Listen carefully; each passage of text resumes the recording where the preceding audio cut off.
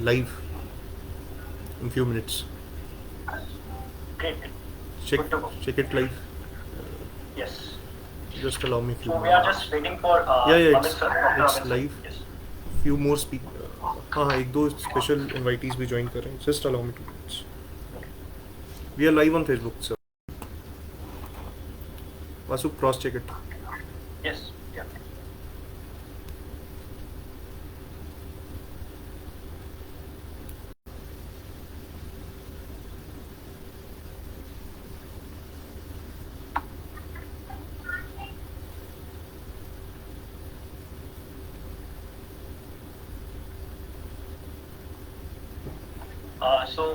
Sir, just to explain, today's flow would be same. I will be introducing you, your whole introduction, and then I will introduce our next panel member also, Dr. Amit Singh, who is an assistant professor from University of Delhi. And then, sir, we will begin with your opening remarks by you and then by Amit sir. Thank you. Thank you.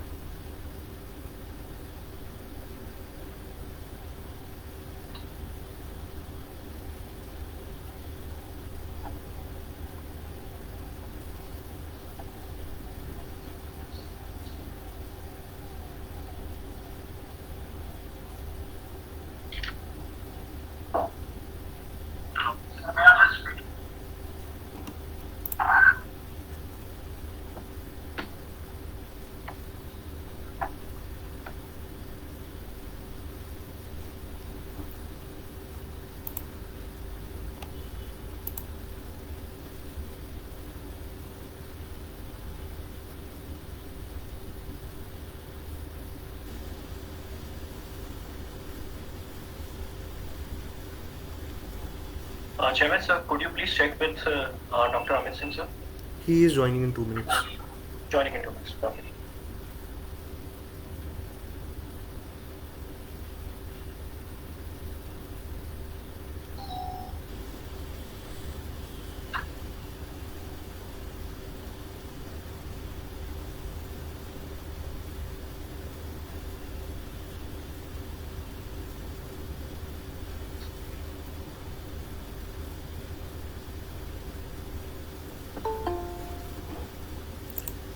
Amit sir has joined us.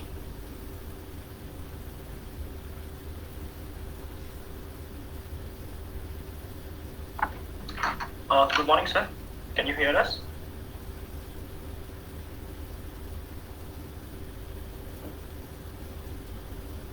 Yes, good morning everyone. Am I audible? Yes, sir. You're audible and visible. Good to see you, sir. Same here. Good morning, Gurubji. Jain to you. Good morning, sir. So, sir, I think we are good to go. Chairman, sir, can we Just begin the... two special invitees. One from Okay. Pratibha Patil ma'am's office is also joining us. Okay. Just allow me Sure. 2 minutes. We can start. Sure.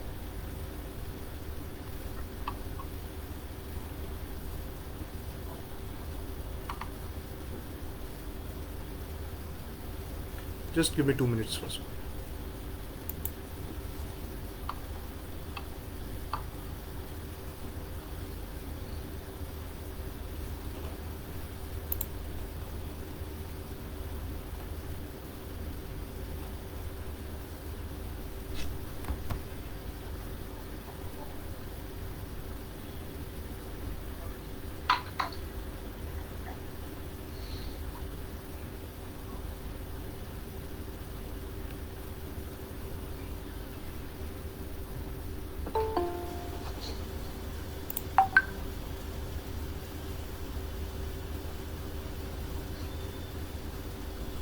So we can begin in Yes, shall we begin, sir? just allow me 1 minute. BN Sharma sir is also joining. I'm just confirming it. Yeah. We can. Hello. think Good morning, good- sir. Uh, Yes. I think we shall begin. Yes. It's already 11. good to go. Good to go. We are live on Facebook, and everything is. So, Gurmeet sir and Amit sir, with your permission, shall we begin the today's session? Jai Hind. Yes. Thank you. So, hello, Jai Hind, and very good morning to one and all present here and watching us from live from Facebook. I hope you all are doing good and during this tough times of COVID-19 pandemic. I, Vasu Gupta, President of Swaraj Bharat, the Council for Youth and Public Diplomacy, welcomes you all to the Swaraj Conclave 2021, themed on decoding India's contemporary security challenges. It gives me immense privilege, pleasure, and honor to welcome our esteemed speaker for day 2 of the Swaraj Conclave, Lieutenant General Gurmeet Singh sir and Dr. Amit Singh sir. Before we move ahead with the session, I would like to introduce our panel members one by one to our audience, as they must be eager to listen from both of you, sir. To begin with, Lieutenant General Gurmeet Singh sir, PVSM, UYSM, AVSM, VSM, superannuated as Deputy Chief of Army Staff after nearly 40 years of service, distinctly held 2 PSO appointments, adjutant, General and Deputy Chief of Army Staff. Sir has served in Kashmir for a decade from 2005 to 2014 as Brigade Commander in Baramulla, Brigadier General Staff in Srinagar, GOC Counter-Insurgency Force in Kishtwar, Doda, Ramban as a Corps of Commander in Srinagar. Sir had been Director at China and Additional DGMO in military operations and had visited China 7 times for expert group, joint working group and annual dialogue. Sir had led military delegation to Beijing, Urumqi and Shanghai and visited Pakistan twice for defense-related talk. Sir was military observer in Iran with United Nations of Iran-Iraq border. Sir did training course at National Defense University at Washington and Taipei and Taiwan. Sir has also served in OP Pawan in Sri Lanka in 1988 to 1990 and the recipient of 4 prestigious presidents and 2 Army Chief Awards for distinguished and gallantry. So currently is Distinguished Fellow with Center of Land Warfare Center and Adjunct Fellow with Institute of Chinese Studies, Defense Expert on TV and various seminar discussions. And to begin with the introduction of Dr. Amit Singh sir, Sir is working as an assistant professor at the Department of Political Science, Atmaram Sanatan Dharma College, University of Delhi. He has received his PhD from Jawaharlal Nehru University. Sir is also a book review editor, Diaspora Study, Taylor and Francis, London. He worked with National Maritime Foundation, New Delhi from 2010 to 2014. He was also visiting scholar at Yayasan Strategic Social, Kuala Lumpur, Malaysia. Sir has published several research papers in international and international journals, websites, newspaper and books. His areas of interest include Indian diaspora, defense and maritime, Southeast Asia and Southwest Pacific. Thank you, sir, for joining us today. It is also my honor to welcome Shri S.K. Sood sir, former ADG, BSF, along with Shri B.N. Sharma sir as a special invitee for today's session. Sir, before we move ahead to discuss further topic of today's discussion, I would like to give a brief about Swaraj Bharat. So, sir, Swaraj Bharat Council for Youth and Public Diplomacy is a youth-driven council for young leaders and youth-centric organization from across India. It has been established in 2019 by a group of university-level students as an institution working in the areas of public policy, international relations, youth empowerment, and has recently evolved as a citizen-generated news and media platform. Swaraj Bharat aims to emerge as a common platform for youth across India to make them experience an intense atmosphere of social opportunities through the means of diplomacy, leadership, productive interaction, and public speaking. Sir, before we move ahead, I will invite our chairman, sir, for his opening remark along with the vision behind the conference. Sir, over to you. Thank you, Vasu. Good morning and Jai Hind to one and all present here. Shri Lieutenant General Shri Gurmeet Singh, former Deputy Chief of Army Staff, Dr. Amit Singh, Mrs. Manisha R. Kaushik, Officer on Special Duty to former President Pratibha Devi Singh Patil, Shri B.N. Sharma as a special invitee, former IG BSF, Shri S.K. Sood, former ADG BSF, along with all the viewers joining us live through our Facebook handle. It gives me immense pleasure to welcome you all in the session 3 of Swaraj Conclave, themed on Indo-Pacific, a threat to Chinese hegemony. Before we proceed the session, I would like to give you all a brief about the Swaraj Conclave. The Swaraj Conclave is a flagship initiative under Swaraj Conclave series, through which Swaraj Bharat aims to bring together scholars, researchers, youths, diplomats, policymakers on a common platform, whereas issues related to foreign policy, international relations, regional security, as well as issues related to national interests are discussed, debated, and analyzed in order to bring out a constructive and comprehensive solutions. Sir, this conference is aimed on exploring, debating, and discussing the current as well as emerging trends to India's contemporary security apparatus. Where this conference, Swaraj Bharat CYPD, Council for Youth and Public Diplomacy, aims to engage majorly with personals of Indian Armed Forces, diplomats, scholars, experts, as well as journalists working in the field of foreign policy as well as national security. So, once again, I welcome everyone to this session, especially today's honorable speakers, and look forward for a productive session. So, Vasu, over to you. Thank you, Chairman, sir, for your opening remarks. So, sir, to begin with the topic of Indo-Pacific and threat to Chinese hegemony, I would like Gurmeet, sir, to begin with his opening remarks on the topic. Sir, over to you. Firstly, my Jai Hind. And I am exceedingly happy that I have this honor and the pleasure to be on the platform of Swaraj Bharat.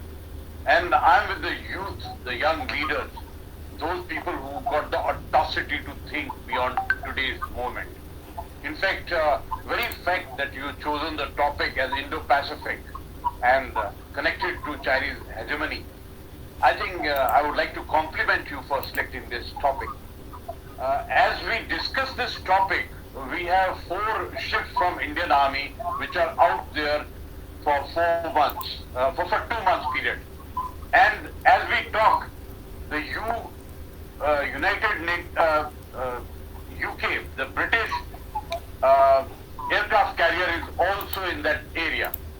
So that shows the importance of this area as it is emerging. And I would like to compliment that you have understood where the wind is blowing, where the vision and the mission is required to be there. Yesterday we had talked about Jammu and Kashmir, Ladakh, we talked about challenges, we talked about the security arena, we tried to connect it with the global security and the regional security. And we find that what happened in 2020 in the eastern Ladakh or what is happening even today, the standoff, it's not isolated. It's connected to the global security challenges. It is connected to China in the way that they have opened the fronts in these areas also. The South China Sea, East China Sea and Taiwan. And I'm very happy that the centrality of today's topic is Indo-Pacific region. If we glare at the last G7 meeting which was held, one of the most important point was China and Indo-Pacific region. Actually, if you look at the challenges starts with the letter C. Today also, all challenges are starting with C. COVID, China, climate, Chinese seas, South China Sea, East China Sea, and one China principle, that is Taiwan. In fact, this sea actually corners what the challenge the globe is facing today. And yes, there are centralities of threat like I would say trade, terrorism, technology, and Taiwan. That is the T. So it's I think it's a playing with the C and T that we have decided today. But I think it is more important to understand firstly the geo construct of this word Indo-Pacific. In fact, giving respect to this coinage, American changed their command name to Indo-Pacific Command. That's the respect which has been given to. Actually, I think I'd like to pat the Swaraj Bharat. They thought of this topic because until unless you intellectually have a mental map in your mind, you cannot think beyond the horizon. And to think about Indo-Pacific region, you got to really apply yourself on the idea of Indo-Pacific. It's an economic idea. It's an economic corridor. It is the center of gravity of the future. If you look at the I would say the shifts which are happening in the post-COVID, then it is very evident that the shift is changing from the global shift from West Asia, Central Asia, and all those problems which are there.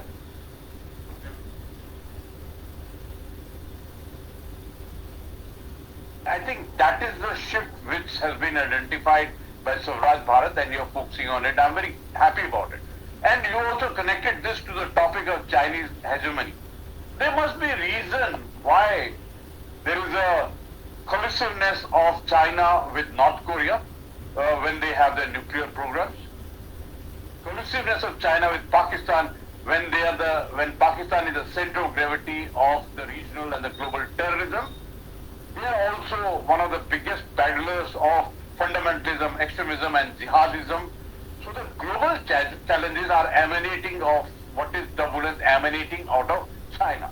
But one thing is there, that the China has declared its intention to become the maritime power. In fact, it is encroaching the sovereign territory in this region and in the EEZ. Actually, all the 5 countries which are in this area surrounding the South China Sea, we find it is unilateral. It is not understandable that how can a nation like China work on dotted lines and then try to claim the territory in the maritime. They are out building islands, this activity of theirs. They are out in aggressive land reclamation, and they have actually brought a disturbance to the entire scenario.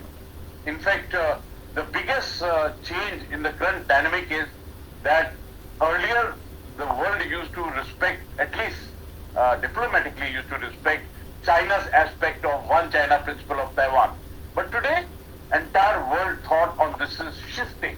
As of today, there is a spat which is going on between Lithuania, a small Baltic state, who is given a permission for representative of Taiwan to establish office there, and China is out to come out with a media campaign against that. Today, Canada has also shifted its focus.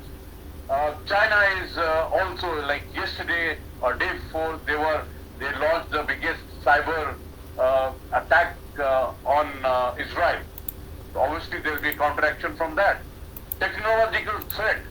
In fact, I would say that in 1980, it was a brown water navy. It was a riverine and littoral based navy. After the disintegration of the Soviet, they got a lot of technology and help, and they started moving towards a new direction. In fact, the change, the turning point was 2008, when they started hyping up their aspect of South China Sea. I think all this combined is important for us to understand how do we see it as India, and how, as a part of Quad, we look at this area of Indo-Pacific region, and how does it affect the Indian naval perspective, and what maritime capability, capacity and skills we got to create ourselves. In fact, I'm very happy that in the last UN Security Council meeting, where our Prime Minister addressed the entire August gathering there, and out of the priorities that India has listed out are absolutely to the requirement of the time. First was maritime security. Second was peacekeeping, and third was counter-terrorism. So beautifully, you've taken a cue from United Nations Security Council and taken this as a priority to discuss Indo-Pacific. My compliments, and I think with this, let's discuss further, because basically India is principled stand. We stand for free, open and inclusive oceans. We stand for rule-based order.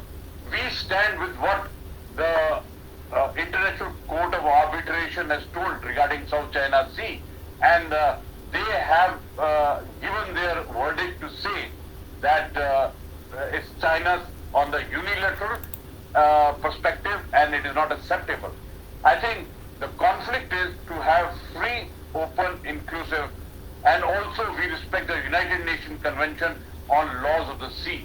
It is important because this area is got the major portion of the trade, energy route, and also from the security.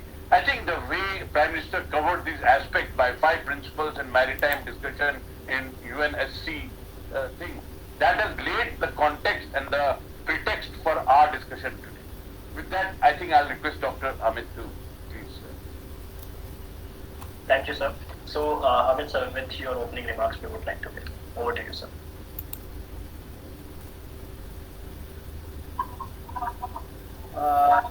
Thank you, Gurmeet sir. and it is indeed a pleasure for me to speaking with you, sir, in this particular panel. And it is a proud moment for me because two of my students are hosting this particular program, and they are very successfully running Swarajya Bharat Foundation. And I know both of these students are very bright and very interested in with regard to international relation and Indian politics, and specifically with the nationalist ideas and agenda. So thank you for inviting me and in this particular program. And as I have already told you, I would like to speak on Indo-Pacific issues related to maritime, trade, security, South China Sea or East China Sea. And most of these things has been wonderfully highlighted by Gurmeet sir. So I'm here just, I would like to share my PowerPoint presentation uh, with regard to this particular session. So just give me a few seconds.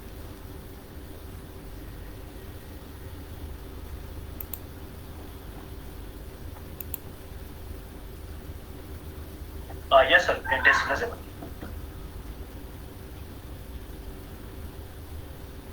Is this visible to you?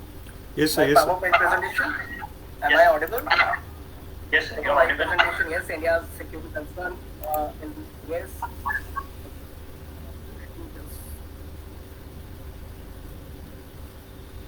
Yeah. I hope my screen is visible. Yes, sir. Yes, sir. It's visible. So I'm going to share my views on the India's concern with regard to Indo-Pacific. As Gurmeet sir has already highlighted the geographical area and importance of the Indo-Pacific, and more or less the same issues has been highlighted by Robert Kaplan, Professor C. Rajamohan, and historically K.N. Panikar sir has already highlighted the importance of maritime Indian Ocean and the other.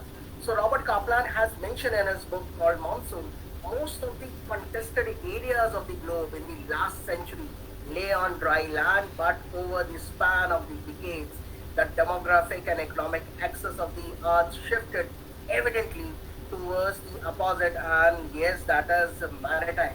So we have our maritime interests in this particular region, and specifically in the Indian Ocean. And most of the time, whenever we have heard certain things with regard to Indian Ocean, and specifically from the Chinese scholar, so they always emphasize India's ocean does not mean India's ocean. But whenever I have discussed with them with the South China Sea, because on the name of it, because Philippines is saying it is West Philippines Sea, not South China Sea. On the other hand, yes, with regard to China and Japan over the dispute of East China Sea, they have their own articulation, Yahoo and the other, with regard to specifying the islands over there. So, but with regard to South China Sea, China has over underlined and emphasized, the entire area belongs to China, and that is why they have named as South China Sea. India's interest is there in the entire maritime issues, and yes, our interest is there to protect our sovereignty and territorial interest against any threat in the maritime environment, to promote safety and security of the Indian citizen, because the large number of Indian diaspora is also there in the most of the Indian Ocean littorals, and with regard to shipping, fishing, trade, energy supply, assets and resources in the maritime domain. We have to pursue peace, stability, security in the maritime zones, neighborhood and the other areas of the maritime. And we have to preserve and protect other national interests in the maritime dimension. And this is the entire Indo-Pacific area. There is no doubt, because of the China is working on its revisionist agenda, and that is why the entire concentration, whenever we are going to discuss Indo-Pacific, then there are various scholars who always concentrate on the eastern eastern side of the Indo-Pacific. On the other, the western side of Indo-Pacific is also important, specifically with regard to India's concern. No doubt, the entire issues related to Quad, our regional alliance at present, and we have recently re-questioned our Look-East policy to Act-East policy. So we are also concentrating eastern side of the Indo-Pacific, but we have never neglected the western side of Indo-Pacific too.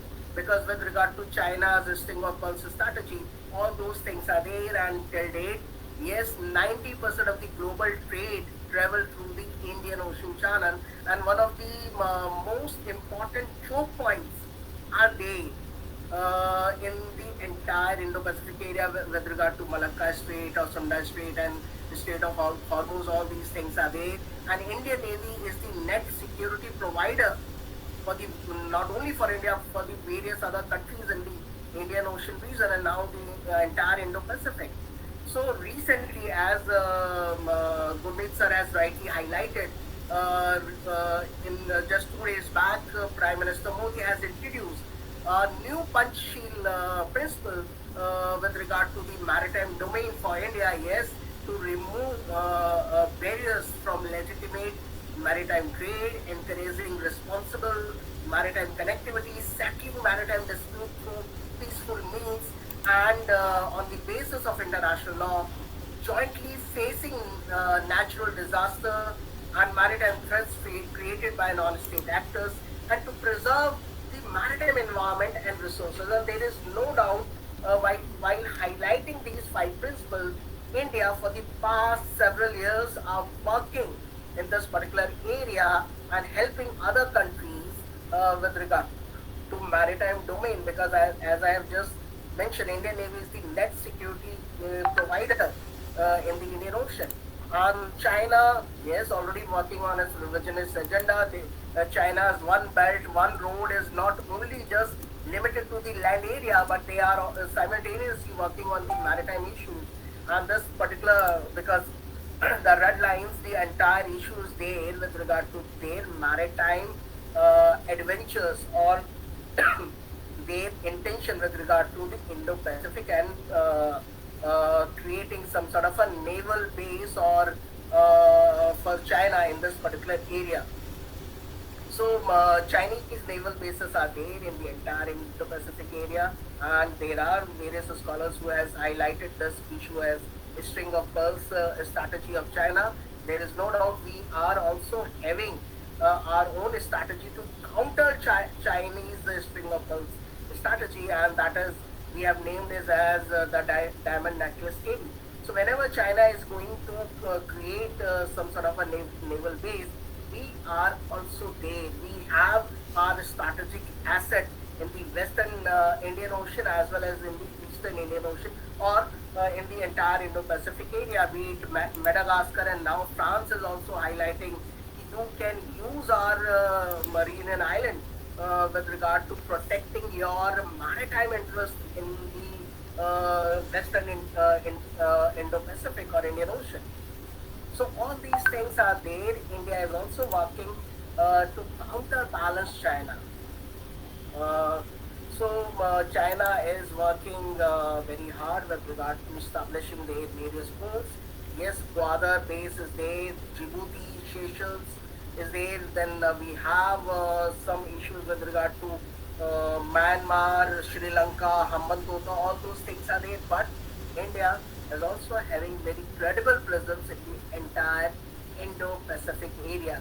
And very recently we have also tested our indigenous aircraft carrier, because at present Vikramaditya is there with the Western Naval Command, and very soon we are going to commission or deploy our indigenous aircraft carrier with the Eastern Naval Command. And keeping in mind China and their adventure in the Indian Ocean, we have recently established our new naval base at the Andaman and Nicobar Island chain, and one more aircraft carrier or indigenous aircraft carrier is also coming, and according to me we are going to commission or deploy that particular aircraft carrier at the Andaman and Nicobar Island chain.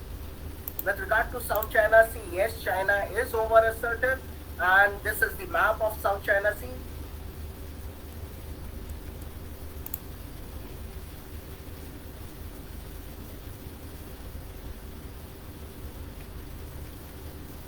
I think there might be some network issues from Sir's end.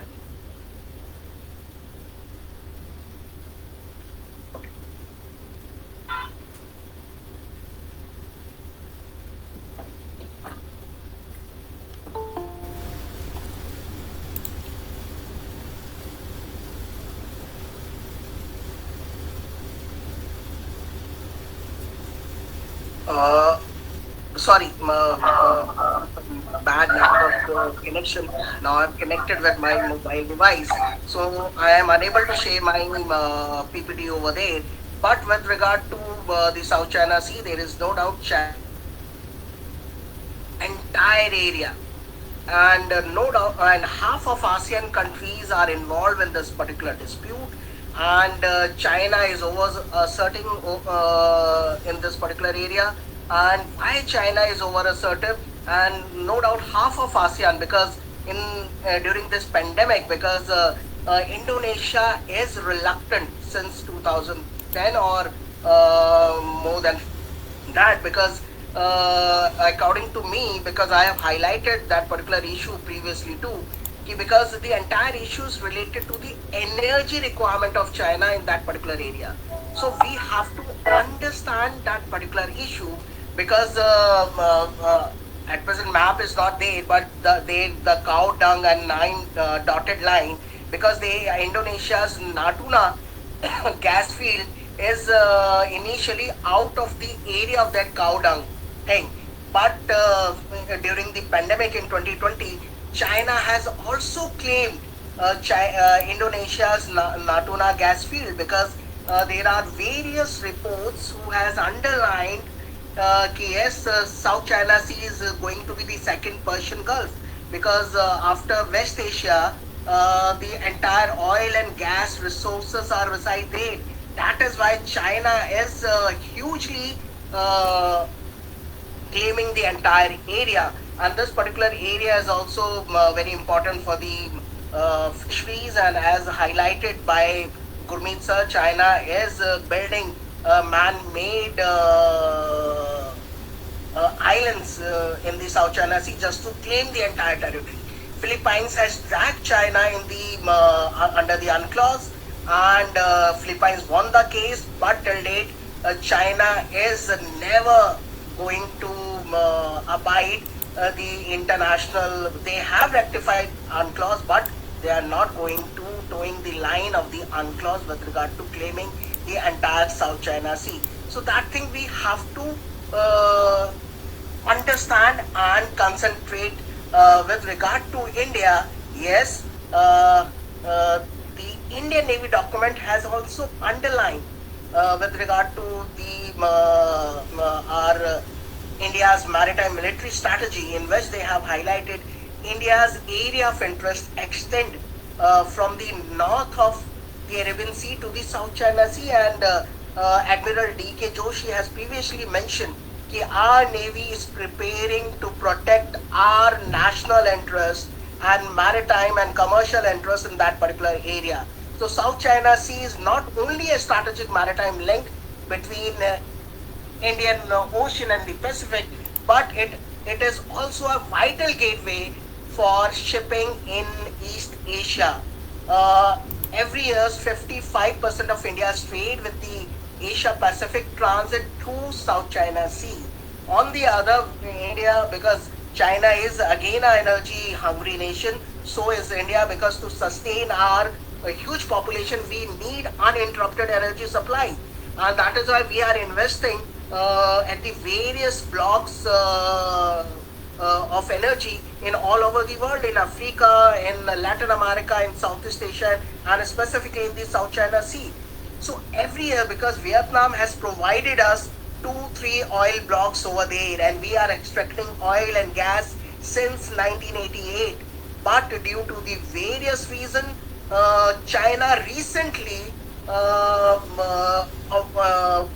vocally opposed India's oil extraction in that particular area. And no doubt Russia is also extracting oil from 114 to 20. India is exploring 0.61 as well as 127 and 128. But China never uttered a single word with regard to Russia's oil extraction in that particular area. We are every years we are extracting almost 2 billion cubic meters of gas from Vietnam. So, and we are importing good qualities of coal from Philippines, from Australia through the South China Sea region only. On the other, we have also invested with Russia at the Arctic. And in future, because global warming is again a reality, and if we are going to find any significant amount of oil and gas in the Arctic, then South China Sea is going to be the shortest route for India. That is why, according to me, the importance of South China Sea is going to be increased for India. So that is why our maritime interest is there, our commercial interest is there, our energy interest is there.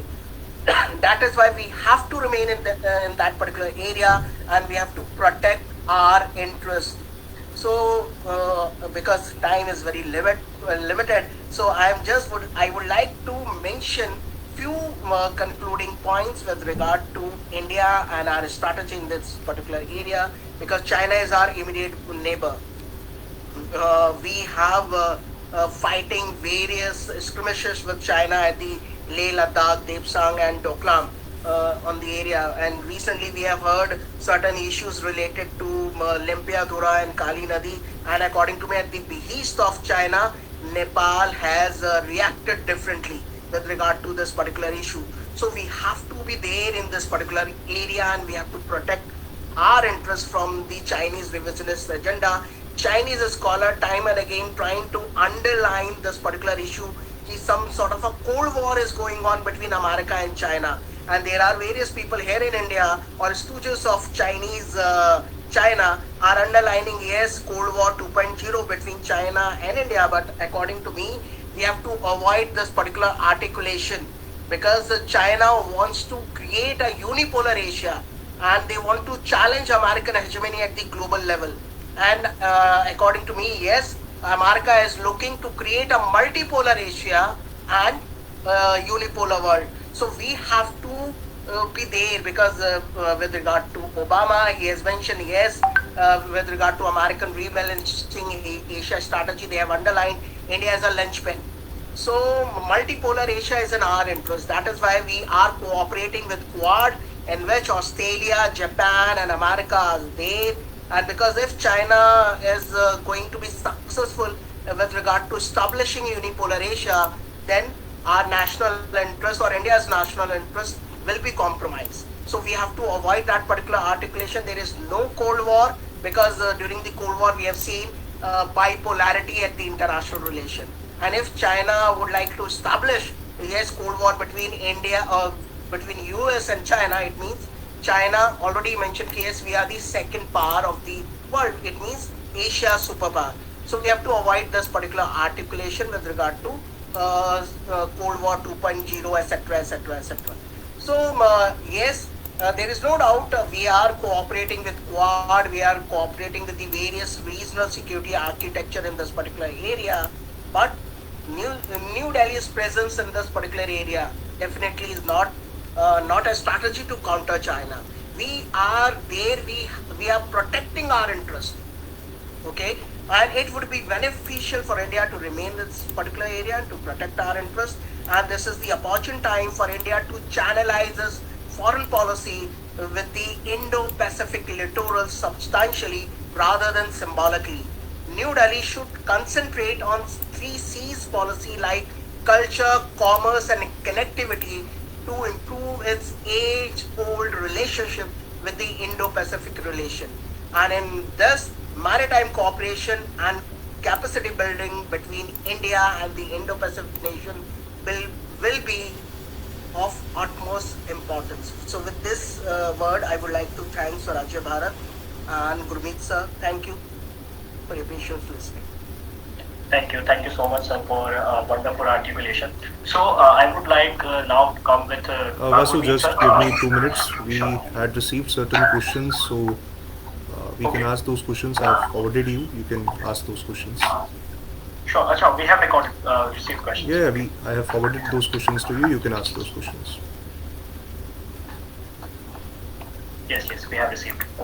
So, sir, Gurmeet sir, you have rightly mentioned about the geo construct of India, Indo-Pacific, and then you have mentioned about the free open convention and areas of interest. Like every country has to, protect their own national interest.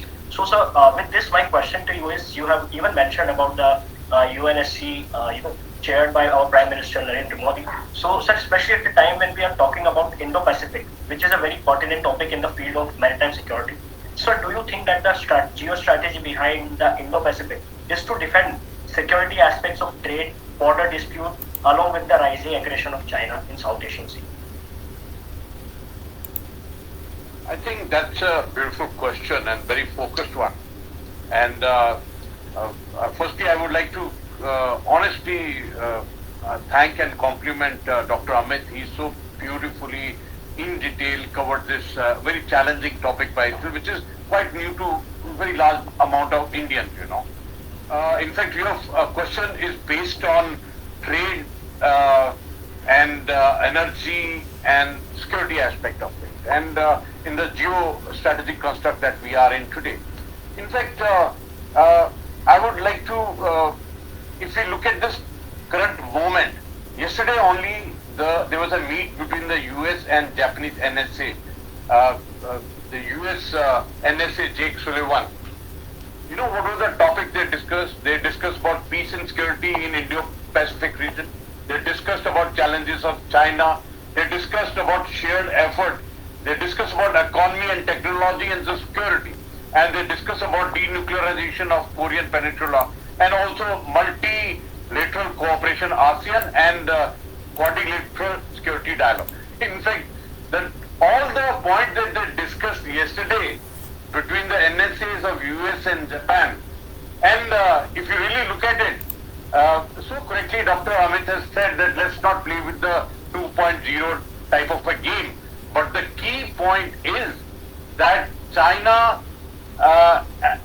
has come out with its own perspectives, which are unilateral, which are challenging the rule-based order, which is against the principle of free, open, and inclusive sea, which is against the a cooperative world that we should have.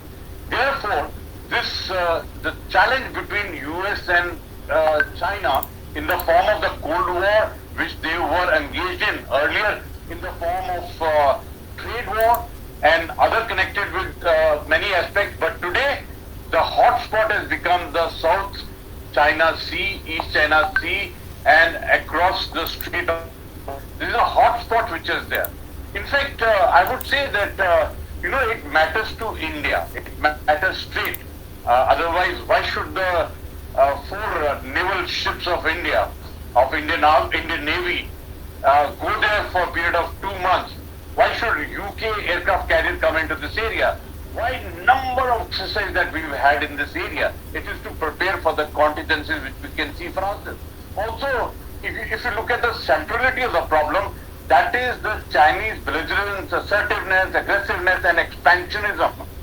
If you look at China, the strategy which they are adopting media war, psychological war, propaganda war, and legal war. In this case, they want to toe the line of 9 dotted line. They look at 90% of South China Sea as their own. They look at the entire island of Taiwan. That's the challenge which is there, And also, I will say the naval build-up which is coming up in this area. It's not only Quad nations which have participated in this area. I would say that it is Quad plus now, with Germany, France, Canada, UK, and those which are already having problems like Philippines, Vietnam. But there is a change. There is a change after, I would say after what Galwan incident and what the bloody nose India gave to China. After that, there's a shift. There's a visible shift. There's a paradigm shift in the very thinking of it. I think that is what is important. That is important. That's the reason that all these nations are now coming into this area, and this has got a very big effect on the trade. In fact, if you look at the, I would say, specification of this area, that how much is the area, South China Sea is 3.5 million square kilometers. And China attempts to claim 90% of it. If you look at the diversity and the resourcefulness of this area, it's fantastic. Amount of marine life it has got, amount of resource profile it has got, and it has got a major effect on the security of the entire landmass in this area. So I think it is very important that the world has important to the aspect of maritime security. And in fact, with that, when you look at the energy conduit, when you look at this choke point which are there, in fact, it was a great learning other day to listen to our Prime Minister when he addressed the UNSC Conference on Maritime Security. First time one came to know about the biodiversity of this area. First time you came to know about the ocean governance. First time you came to know about the common heritage of the mankind as far as the ocean is concerned. First time you came to know the climate changes. In fact, how we walked into this area. I would say that we've been deployed in this Indo-Pacific region since 1995. But after the tsunami of 2004, that's the time when the construct of the Quad came up. That is the time when we started cooperating with each other in this area of Indo-Pacific region. And I think that was the need of that moment. After that, 2017, it was formalized in much bigger way. And if you look at the number of bilateral exercise, whether it is a SIMBEX with Singapore, whether it's a SIMTEC with the Thailand, whether it's exercise with the Japan Defense Forces, or the passage exercise that we done, Malabar exercise which are done, the number of exercises which have been done. You know, I had the privilege of visiting Andaman Nicobar for 2-3 times as a soldier. And it's you got to go there to understand that what does ocean mean to India and what is the strategic importance of Andaman Nicobar. Why Andaman Nicobar is so central in the entire gambit. I will just share something very interesting with you. When I was in United Nations as a major, I was a team leader and my team PIC was an Australian officer. This Australian officer every day would ask me, sir, how is your this ship, how is your that ship, and what is the planning in the Navy, how many ships you are having, that type of a thing. So one day I got very irritated with him. I said, look, I'm an infantry officer, I'm a company commander, I command 120 boys of Indian Army. Don't ask me these questions about Navy and all. But later on, when I visited Australia for 7 days along with the Chief of Army Staff, then I understood the whole gambit. Why ocean is so important. Why South China Sea, Pacific region, why the Indian Ocean, the dynamics in the Indian Ocean. And actually, you know, the most important thing is you got to see what is the transformation, modernization and evolution of Chinese Navy. In 1980, it was just a brown water navy, riverine, littoral state perspective. Then they started looking first chain, second chain. And in fact, I understood the game when I did 2 months course in Taipei, in Taiwan, on PRC and PLA. Then I understood the gambit. And I think it is very important that nation and the world has woken up to this challenge. In fact, they say there are many ways of looking at the China, but the best window to look at them is from Taiwan. And I think the best way now is how to look at or how to contest them is from the Indian perspective, because we had done it. We did it on the 15th June, we did it on 29th August, and we made them pull back.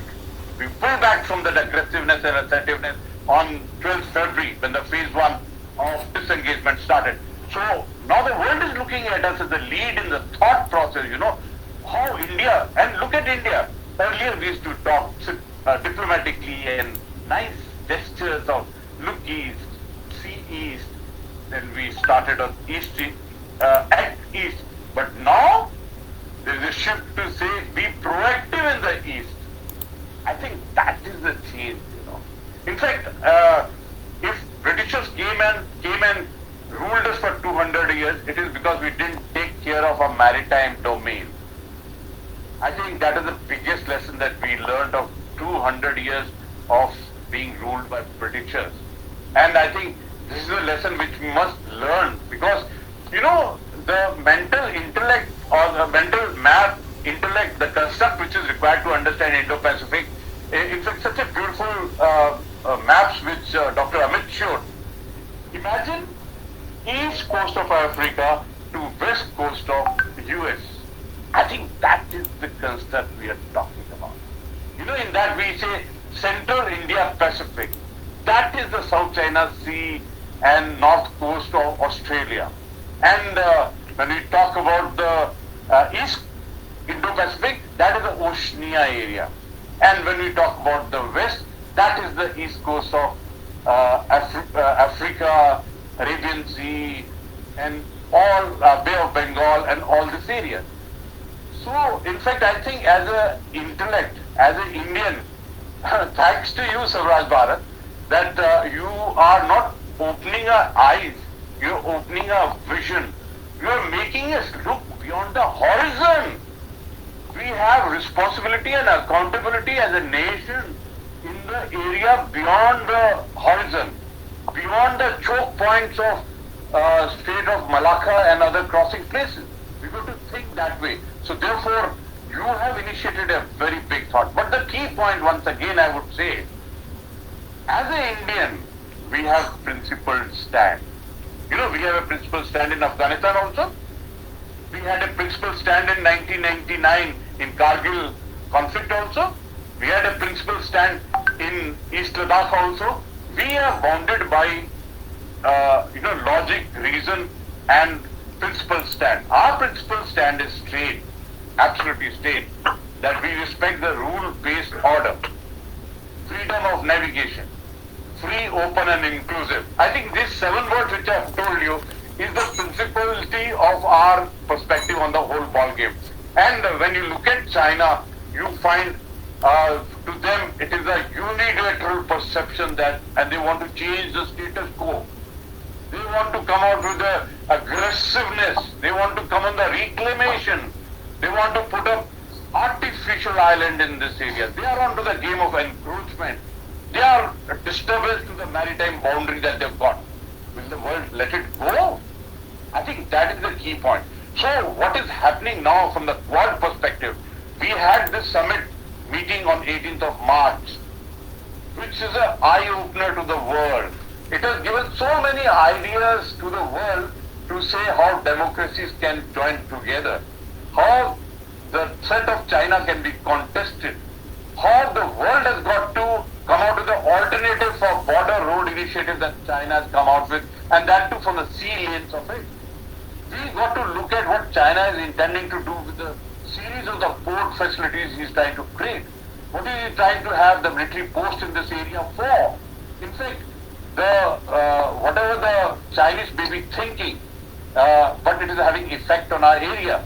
The way it has enslaved Pakistan by going in for this BRI form of China-Pakistan economic corridor. And, we got to challenge it to say that, look, sweetheart, this Jammu, this POK and Gilgit-Baltistan is our area. Don't try to walk over our sovereignty and territorial integrity. So now, if they don't respect our sovereignty, our territorial integrity, our core interest, then who is going to bother about China's perspective? In fact, like I told you that I have done a course in Taiwan. Similarly, our viewpoint on Tibet, our viewpoint on Xinjiang, our viewpoint on Hong Kong, our viewpoints on democratic forces within China will definitely change. There is no doubt on that. And the world has enjoined onto that perspective. In fact, I think this Indo-Pacific region, a deterrence through the sea, maritime prowess. When we do all the exercises which I told you, Malabar exercise with Singapore, Vietnam, Philippines, and what is happening yesterday in Brunei, and they are going to go to South Korea and all those places. So basically, we are increasing the interoperability, we are increasing the understanding and the capability to operate in an integrated perspective. In fact, the very construct of Indo-Pacific region is a integration of 3 aspects: Indian Ocean, Pacific Ocean, and the landmass around it. All the nations which are around it. There are about 24 nations which are prominently around this, and it's the integration of that. And I would like to compliment the very thought, because I'm of this view. Yesterday we talked about elements of power and elements of war, where we said it is not only military which fights, or it is not only the navy which fights. It is diplomacy, it's information, media, cognitive domain, It is a military, it is a security domain, it is an economy, it is a global public opinion, it is a geopolitics, it's a geostrategy, it's a technology, it's a trade. In fact, all that, when you look at it, we find that this area of Indo-Pacific is very important. And now one thing is definite, that the world has understood. In fact, very deeply, if you look at it, there were three problems which were there in the world or which were created or crafted by whatever method it is when the Second World War finished. One was Taiwan, Pakistan and Israel. We've had a lot of fighting around Israel for quite a long time. We had the nuisance of Pakistan for too long where they peddled into terrorism, fundamentalism and extremism, jihadism. Where Soviet came into Afghanistan, US went into Afghanistan, both burned their fingers. We have the ongoing problem of Israel and Iran, which get manifested into Syria, Lebanon, Palestine. We had Armenia, Azerbaijan, all those conflict areas. But now the world has understood that most important is Indo-Pacific region. And that's why the entire game, look at UK, after such a long time, they have taken their eye away, not away, but slightly a shift from Baltic Sea area, NATO and Trans-Atlantic, and they have sent their their destroyer or aircraft carrier into this region. There must be reason, because the world has understood the shift is there. But one thing is there, after COVID 2019, in which many questions have still not been answered, that about the origin, about the bio-warfare, about the intention of China, about China trying to sit over the realities and the truth. 43 lakh people the world has lost. And are we not going to pinpoint who is responsible? Till now, 90% of suspicion is towards China, no doubt. And earlier it had cornered the manufacturing hubs and the supply chain. The world has understood. Now there is a reset, there is a decoupling, there is a recoupling, and there is a change and the shift which is happening. This shift is happening where India is the centrality. I think that is what is most important. And in 2020, what India has shown to the world, that PLA is just a product of media war, propaganda war, side war. It is just a product, it's a force to protect PLA political parties. They are not a professional armed force. The last combat experience they had was in 1979, where again they had a nose bleeding there. So they are not what they projected. And our 20 valiant soldiers, led by the commanding officer, showed them. And at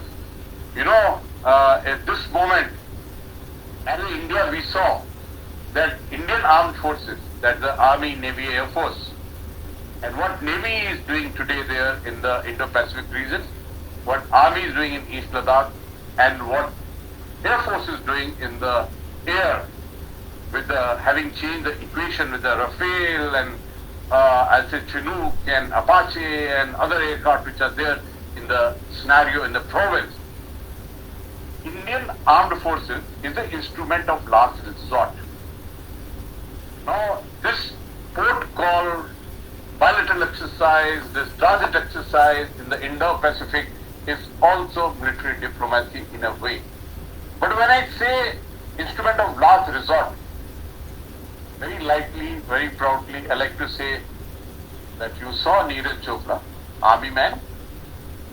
He was the last resort to get the gold in Olympics. And I would say the perspective in India is changing.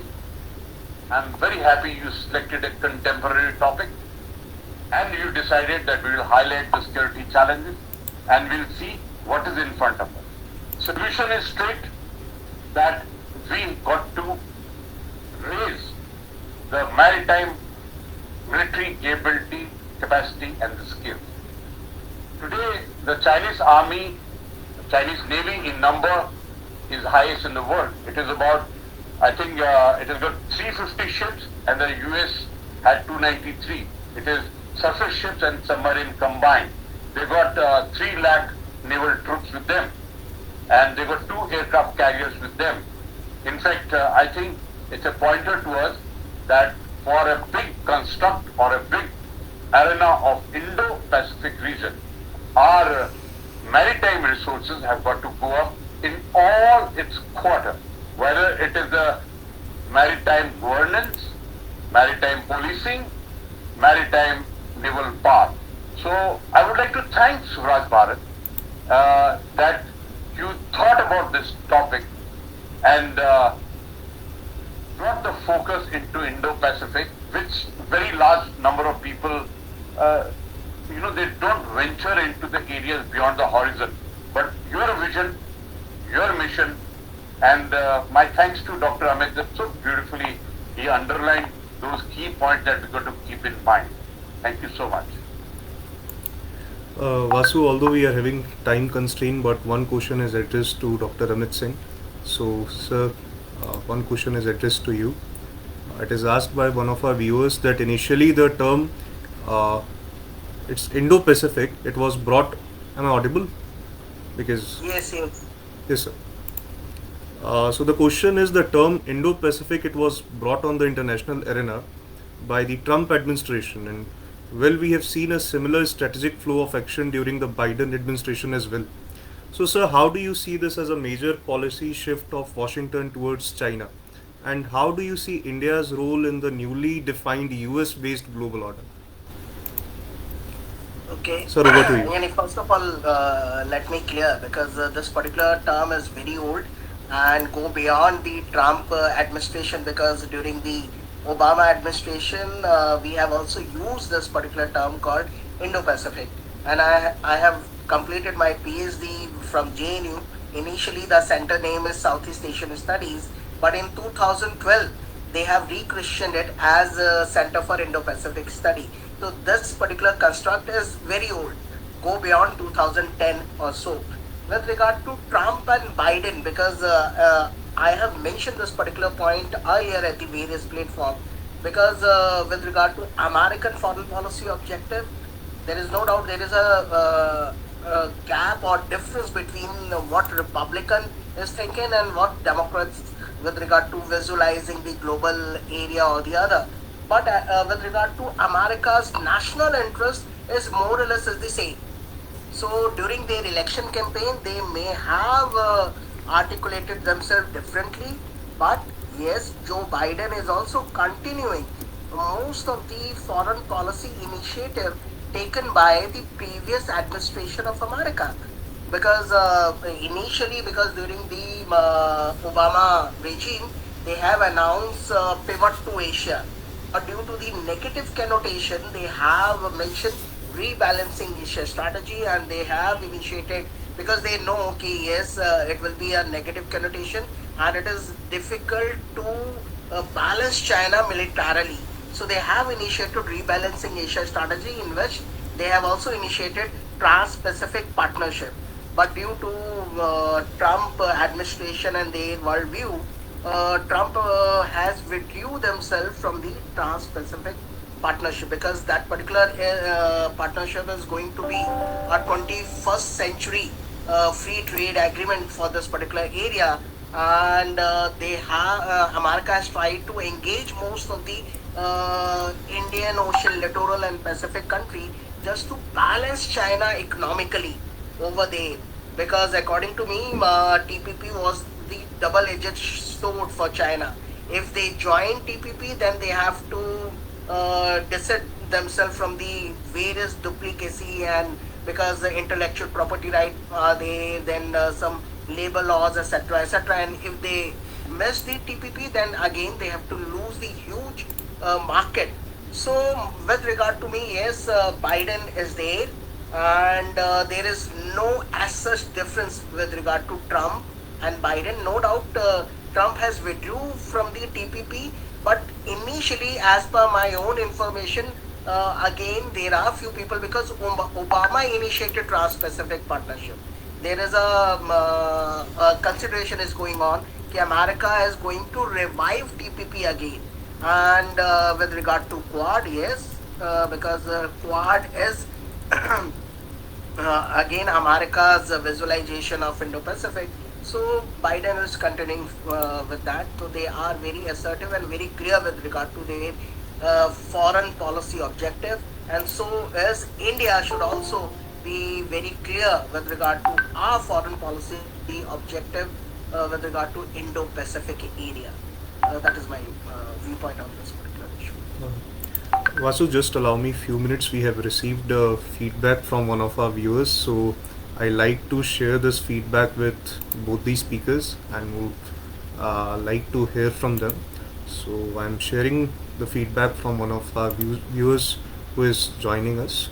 So the feedback is that we should also not undermine the capability of adversary.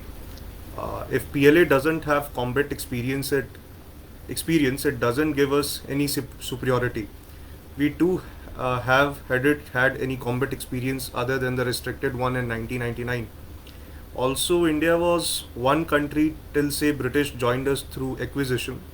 The sea was exclusive domain of Southern kings, and they didn't have pan-India thinking. So he even adds on that counter-insurgency can't be called combat experience. So any thing from your side, anyone's? Definitely. I think I like to take on this because the biggest problem of being Indian is we don't know our self-worth, and it's an honest factor. Because when I was in the United Nations, I was a major, and one day the brigadier from Sweden called me, and in our mission we were 10 Indians, and one lieutenant colonel and 9 majors. And he said, if this is the quality of human resource of India, why India is not a superpower? And I was quite surprised from what he told me. But it brought a thought in my mind that it's very unfortunate that as an Indian, we don't know our self-worth. And I think Britishers and the Mughals worked on this aspect quite a bit to put this thought in our mind about our self-worth. I think we got to revive and come out of it. And let me tell you one thing, when I say China does not have combat experience, it's in front of us. We've seen them on the ground. I've been to China 7 times. We've seen them in Galwan. In fact, I'm from Assam regiment, where I have commanded the troops who come from the northeast.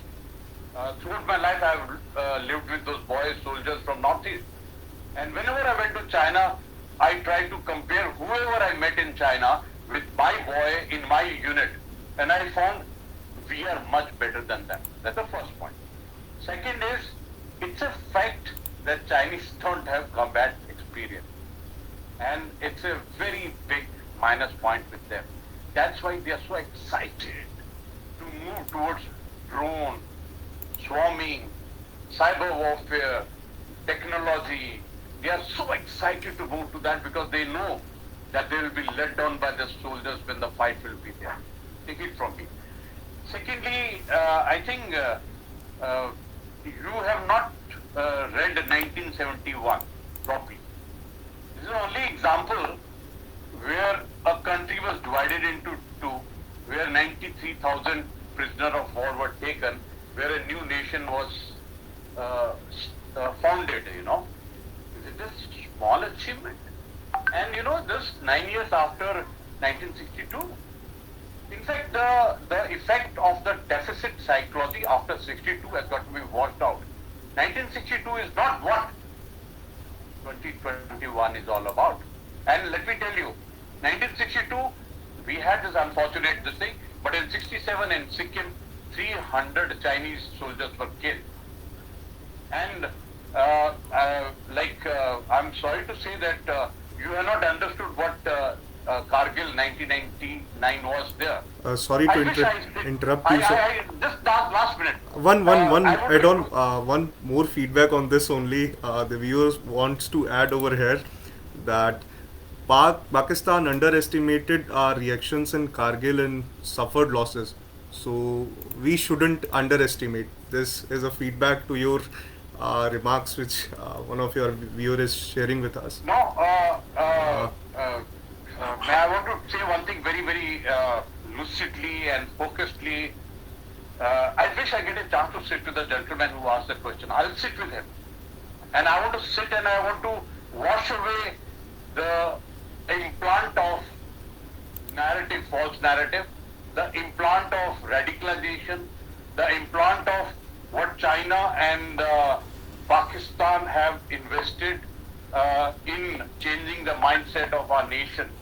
But on the dent of almost 40 years that I spent, on the dent of being a soldier and a practitioner of security, I can tell you that what you got to carry home is that Indian military capability, capacity and skills, they are the best in the world. And our combat experience, proudly I would say that we are the best. You don't know what Chinese PLA went through in East Ladakh. They had a terrible problem, whether it's a health, organization, operation. Otherwise, why should they run back and do ulti ginti from north and south bank of Pangangso in 12th February? I wish I get a chance to sit with a gentleman. Honestly, I'm ready to invest any time of mine to assist to understand the reality. Priyanshu, Yes. one point, Sure. one point would like to add, because I agree with Gurmeet sir's comment on this particular question. And if we compare the maritime capability of India and the PLA Navy, means Indian Navy versus Chinese Navy, there is no doubt in terms of various other equipments, China is having few more submarine or the other. But very recently they have deployed their one aircraft carrier in the South China Sea. So by they have very less experience with regard to how to maneuver with their aircraft carrier, and they have deployed in the South China Sea. And fact of the matter is that South China Sea is having very shallow water, and it is very difficult to maneuver with their aircraft carrier over there. And ठीक है, दुश्मन को कम नहीं आंकना चाहिए, but we have to understand the psychological warfare. They have deliberately deployed their aircraft carrier in the South China Sea just to tease tiny nation of ASEAN, Vietnam, Philippines or the other. But South China Sea is a very shallow water, because aircraft carrier is a very potent force.